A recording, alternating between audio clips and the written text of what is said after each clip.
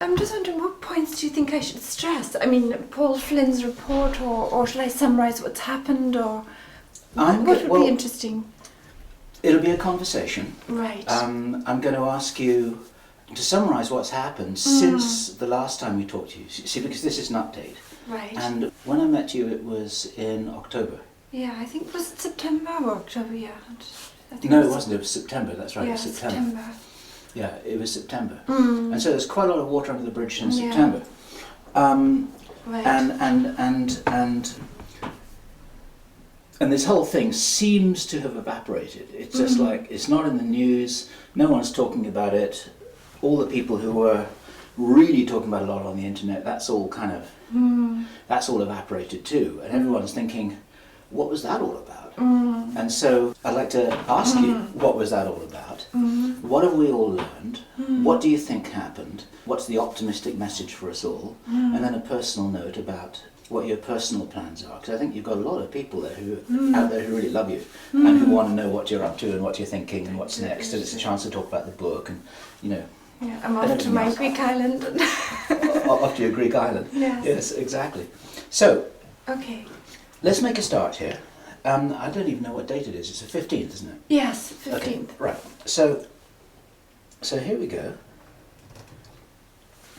So this is Bill Ryan from Project Camelot and Project Avalon, and it is the 15th of February 2010, and I'm in a very rustic farmhouse in the middle of Switzerland here, which is where Jane Burgermeister has been staying in her bed and breakfast, having given a presentation to the Zurich ground crew yesterday. We're surrounded by snow.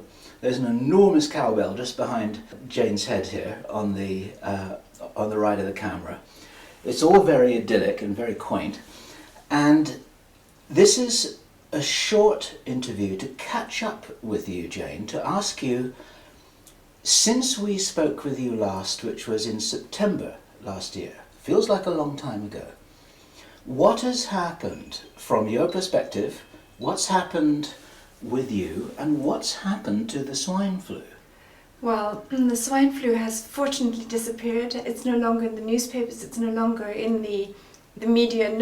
People are no longer being driven or encouraged to take the vaccine to the same degree as a few months ago, when it was omnipresent in our lives. Very few people have taken the vaccine in Europe. I think 30 million out of 450 million or whatever. So much smaller proportion than the governments had hoped. In France, they wanted to vaccinate 100% of the population by the end of January, and I think only 6% took it there.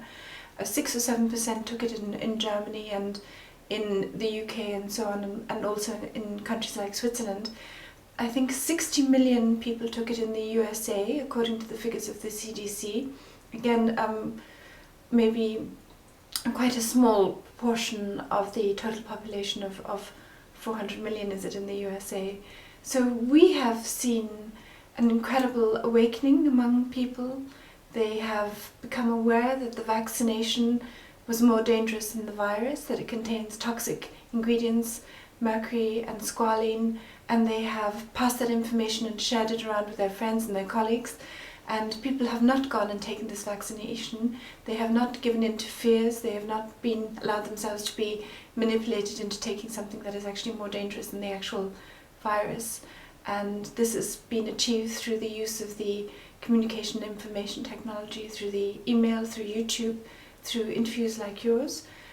So I think it's a tremendous event we've experienced, where ordinary people have decided to think for themselves, think critically, examine the facts, and not just to follow authorities, governments, or newspapers and take some vaccine for a non-existent threat.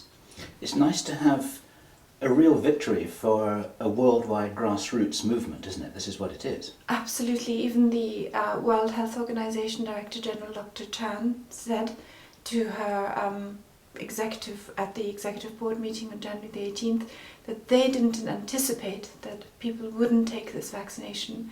They'd invested billions in propaganda, and the controlled media was hyping this virus.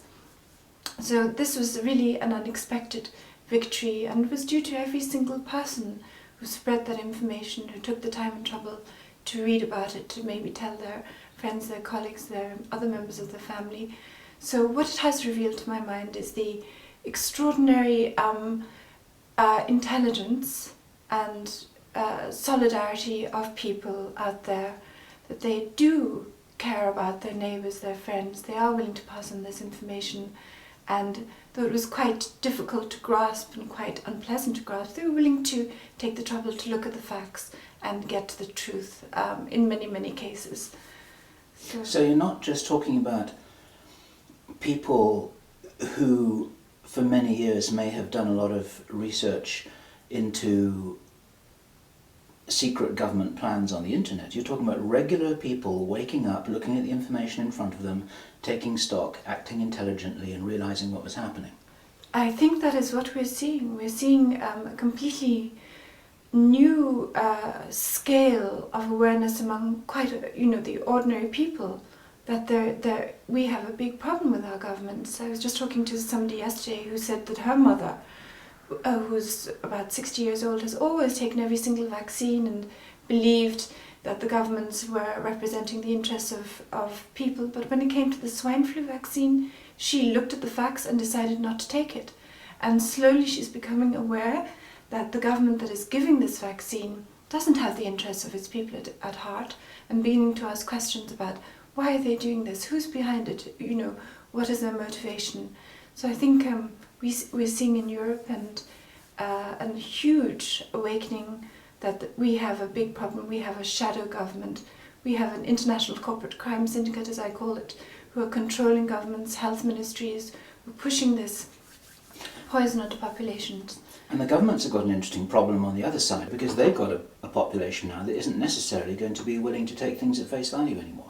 That is something that Dr. Margaret Chan of the World Health Organization herself said. She said we cannot no longer assume that when we say a medicine or drug is to be recommended, that people will actually take it.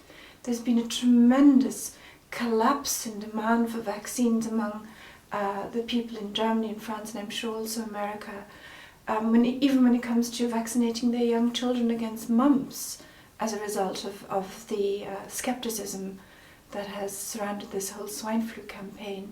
We are seeing the beginning of a tremendous increase in interest in homeopathic remedies and vitamins, in the importance of good nourishing food. So, and a much more critical attitude towards government, as you mentioned.